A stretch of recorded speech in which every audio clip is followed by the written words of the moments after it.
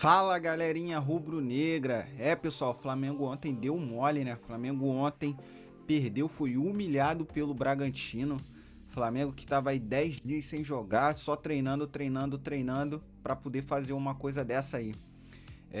Vamos aqui acompanhar, ver o que o pessoal aí, os comentaristas da ESPN está falando sobre esse vexame que o Mengão fez ontem. Cara, tava muito animado com o jogo ontem. Foi uma grande decepção pra gente, né? O Flamengo jogou muito mal. Parecia que o time tava morto, tava cansado. Deu raiva, cara, de ver o Flamengo jogando ontem. Time sem raça. O time não honrou o manto, não honrou a camisa. O time todo desorganizado. O Thiago Maia muito mal. O Everton Ribeiro muito mal. Cara, Pedro, meu Deus do céu. Complicado, cara, complicado. São Paulo tem que ver isso daí, entendeu? Lá no jogo contra o Grêmio já tinha muitos indícios que o Flamengo não estava indo muito bem. Naquele jogo a gente deu sorte. O jogo contra o Vasco, eu acho que o Vasco não é parâmetro para isso. O time do Vasco perdeu o Goiás, entendeu? O time do Vasco tá muito fraco. Aquele 4-1 ali não mudou nada, basicamente, entendeu? E o Flamengo tem muito que melhorar, cara, muito que melhorar. Se quiser ganhar alguma coisa, tem que melhorar, tem que contratar, porque os jogadores estão muito acomodados, tem que chegar pessoas novas para poder ver se desperta o interesse desse pessoal que tá mais antigo no Flamengo, cara. Não consegue, os caras faz um jogo bom, depois faz outro jogo ruim, vários jogos ruins em sequência. Cara, é complicado, parece que eles jogam quando eles querem, entendeu? Parece que eles jogam quando, assim, eles falam, hoje eu vou jogar. Aí pega e joga. Tá complicado demais, complicado demais. O São Paulo tem que ver isso com urgência, porque vem mais jogos importantes aí, bastante jogos importantes pro Flamengo. O Flamengo não pode dar mole, que se dá mole já era, joga a temporada toda no lixo. Então vamos acompanhar aqui, pessoal. Não se esquece de se inscrever no canal, dá o like. O like ajuda o vídeo a ser divulgado, entendeu? Mais rubro-negros vão acompanhar as notícias aqui do Flamengo. Se você gostar do vídeo, deixa o like. Aqui a gente vai te manter sempre informado de todas as notícias do Mengão. Então vamos pro vídeo. Crédito a ESPN Brasil. Então vamos que vamos. Vamos agora seguir girando. A gente falou muito sobre o Vasco, a questão dentro e fora de campo. E agora a gente muda para falar sobre o Flamengo também no Campeonato Brasileiro, porque se ontem teve confusão extra-campo do Vasco, Pedro Henrique Torre, o Flamengo ontem viu uma confusão, uma bateção de cabeça do seu elenco dentro de campo. Horrível. Tudo bom, Mari? Boa tarde para você, boa tarde, Mari Pereira, Breler, todos os amigos que estão conosco nesse Sport Center. Eu lembro que durante a parada para essa data FIFA, a gente falava tranquilidade no Flamengo, você, o Bruno falavam comigo, tranquilidade, né? Dias de paz, tranquilo e tudo mais. E eu falava, sempre até o próximo jogo, né? A gente nunca sabe. Então o próximo jogo chegou e já deu aquela bela de uma chacoalhada no Flamengo. Aquela tranquilidade de 10 jogos foi para o espaço, 4-0 de uma maneira assustadora até. O Flamengo se reapresentou. Depois dessa paralisação, foram 7 dias de trabalho, 3 de folga. O Flamengo poupou o Gabigol para trabalhar. Poupou, na verdade, que ele ainda precisava se recuperar um pouquinho mais da lesão no quadríceps. O Pedro ainda voltando ali da viagem na seleção, comandando o ataque. Mas não deu certo, segurou o Ayrton Lucas, segurou o Pulgar também, mas não deu certo o que o Flamengo apresentou. E o Sampaoli, durante essa parada da data FIFA, ele falava bastante sobre a questão do amor à bola, o amor à bola, ter até controle do jogo e tudo mais. E ontem o que a gente pôde observar logo depois da partida foi um Sampaoli meio atônito, observando o horizonte mesmo, olhando para o nada, tentando encontrar explicações. E isso ficou muito claro nas palavras do Sampaoli. Ele tentava buscar algum tipo de explicação e a gente acompanha agora ele falando até em passividade mesmo de um Flamengo que não competiu na sua volta depois da data FIFA. Vamos acompanhar o Sampaoli agora. Eu penso que é um partido extremadamente atípico, eu não esperava um jogo assim.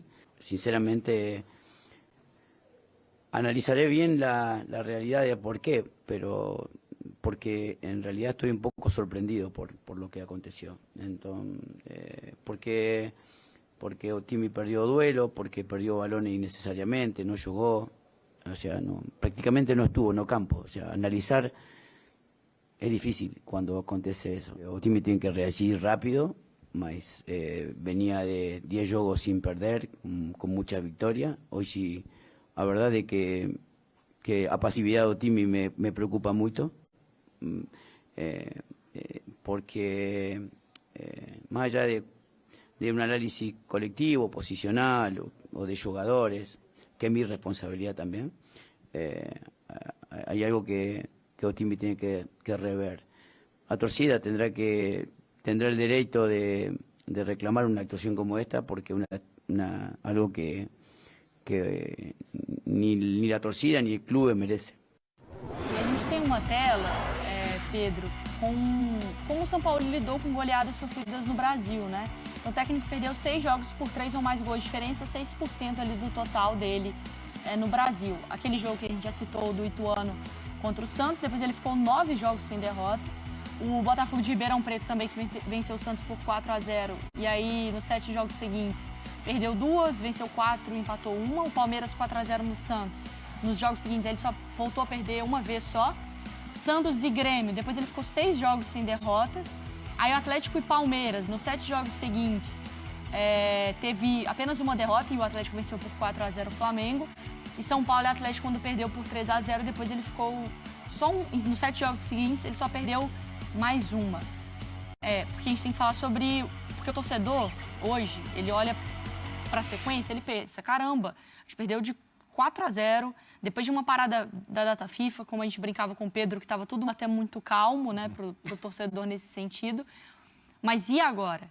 Essa é uma regra? É um Flamengo que vai sempre oscilar? A gente pegou um histórico do São Paulo que mostra que depois ele equilibra.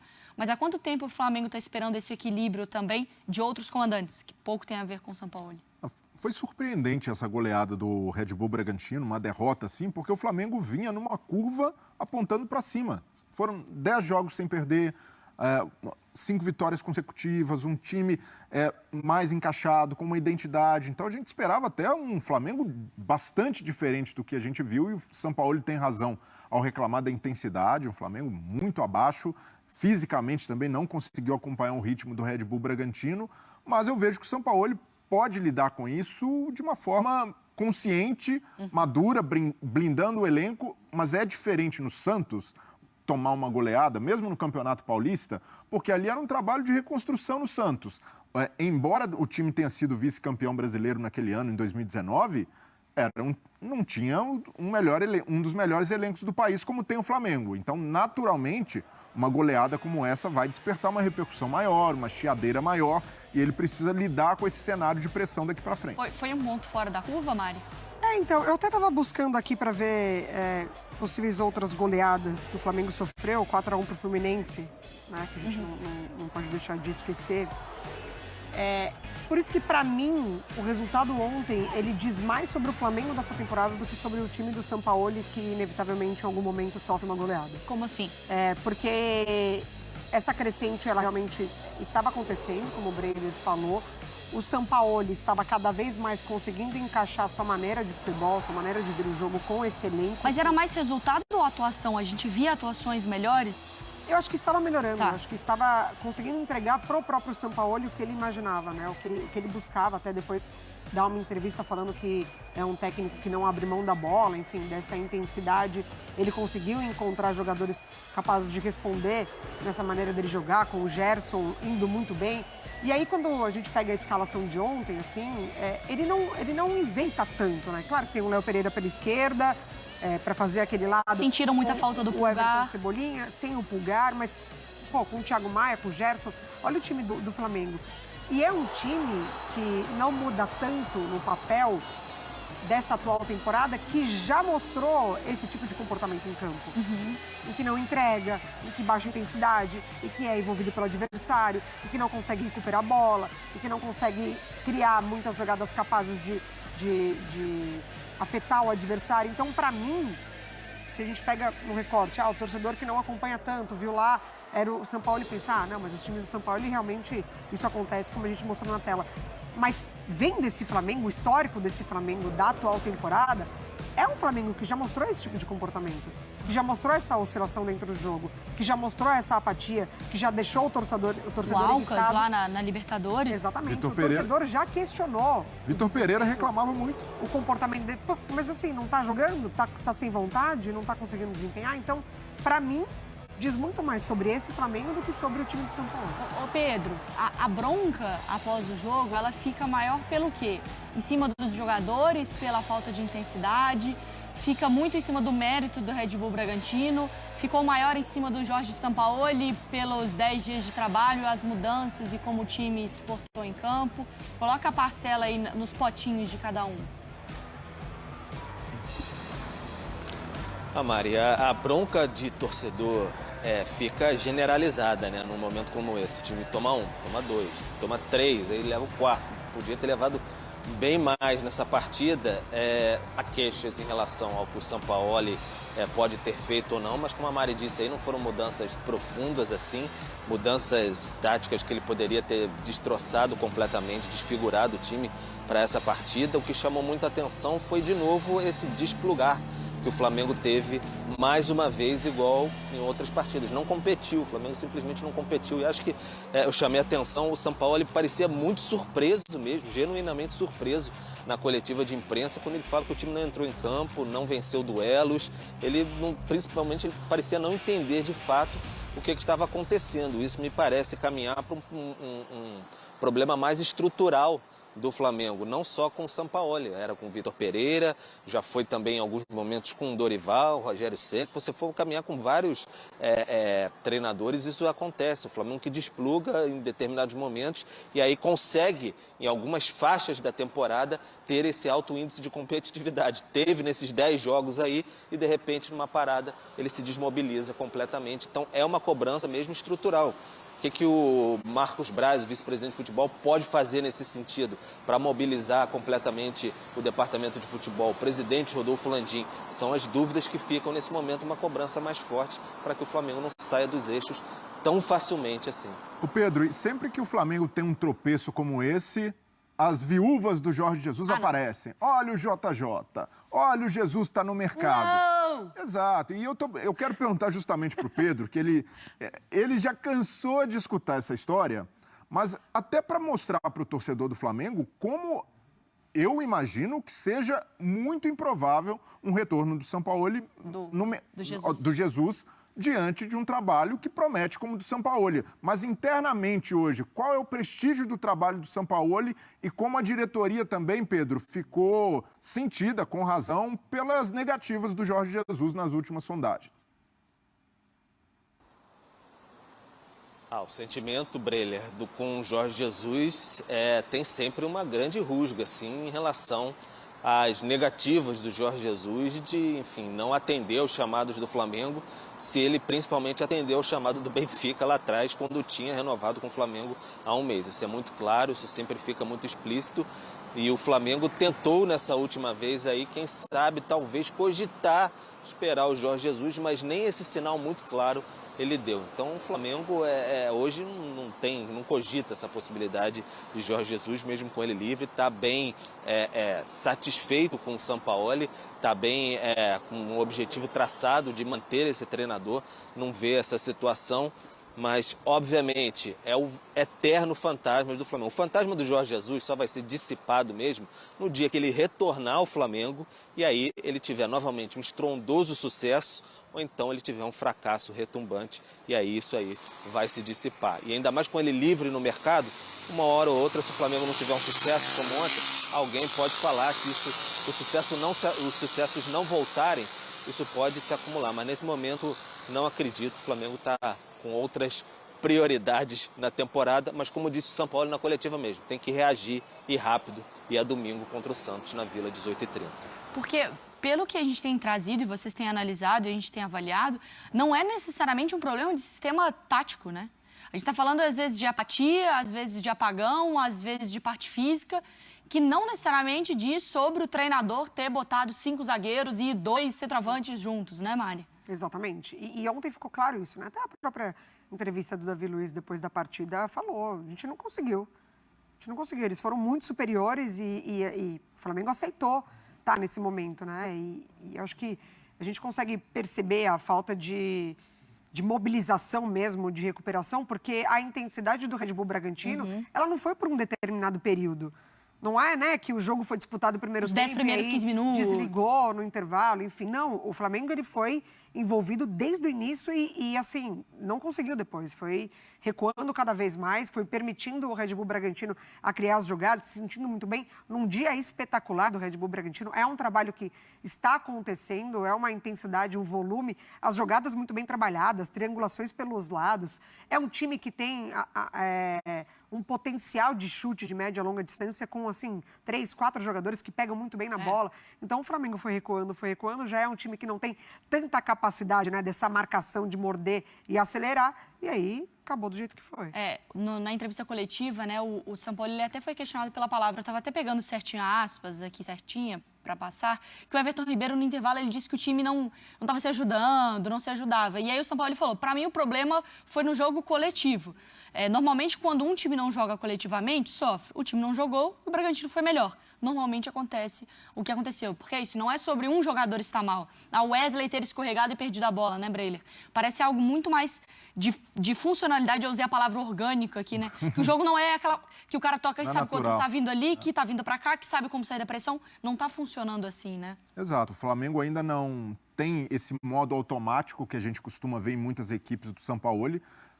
É um recorte de início de trabalho. Muita gente, poxa, mas início de trabalho, olha o tempo. Não, o Sampaoli pegou no meio da temporada, até conseguir dar sua cara à equipe, até isso estabilizar. Tende a demorar, ainda mais num Flamengo que perdeu para o Maringá, pecando em passividade. Um Flamengo que no jogo contra o Cruzeiro no Maracanã, mesmo diante de um adversário com menos qualidade técnica, no segundo tempo quase não viu a cor da bola. Então, isso mostra também que há uma... Corinthians naquele último minuto... Também, exato. Então, são várias amostras na temporada de que há uma responsabilidade grande também dos jogadores. Ontem, muitos erros individuais, novamente. Thiago Maia pecando, vacilando numa bola aérea. O Wesley 2 vezes errando em saída de bola. O único que se salvou ontem foi o Matheus Cunha e sofreu quatro gols, que ele não teve responsabilidade. Então, é um Flamengo abaixo, individualmente também, que ajuda a explicar o coletivo com dificuldade de andar em alguns momentos. Pedro, obrigada, viu, pela sua participação aqui no Sport Center. Tá? Hoje não tem ninguém de folga, né? Não, tem folga não. Mais tarde, reapresentação no Ninho do Urubu, talvez até entre mais num treino noturno. E aí depois a delegação nesse fim de semana viaja, vai para Santos para o jogo dos portões fechados. Já que o Santos foi punido, então o Flamengo vai ter enfrentar o Santos sem torcida, mas já pressionado já depois desse 4-0 no retorno aí. Não tá fácil para nenhum dos dois lados. Boa, Pedro. Obrigada, viu, pelas informações. E vocês me zoando, Viola aqui rindo da minha cara. Então tá aí, galera. Essas foram as análises, né, dos comentaristas da ESPN. Flamengo tá muito mal, realmente. Flamengo tem que recuperar nesse jogo contra o Santos, aproveitar que o Palmeiras vai jogar com o Botafogo. Aí, né? E tem que recuperar. O Flamengo tá muito mal. O Sampaoli, cara, ele coloca um time muito pra frente, assim, cara, com muito meia. Ele coloca muito meia, não tem ninguém de pegada ali no time. O time fica muito vulnerável. E quando o Flamengo não tem a bola, é sufoco, cara, é sufoco. Porque o Flamengo não tem aqueles jogadores que chegam firme na marcação. Aí pega um time bem trabalhado, um time rápido, sofre na marcação, principalmente quando ele entra com o Everton Ribeiro, entendeu? E entre outros, Pedro também não tem força de marcação, Cebolinha também não tem força de marcação. Aí Thiago Maia mais ou menos também. Cara, ele jogou com um volante ali mesmo, que foi o Thiago Maia. O Gerson jogou um pouco avançado ali e tal. O Gerson muito pela esquerda. Sei lá, cara, complicado demais. Pessoal, não se esquece de se inscrever aqui no canal, beleza? Se inscreve no canal, deixa aquele joinha pra estar ajudando aqui o canal, tá beleza? Para as outras pessoas também acompanharem o vídeo. Mais tarde tem mais vídeos pra você acompanhar, ficar por dentro das notícias do Mengão. E vamos pra cima! Saudações rubro-negras. Valeu!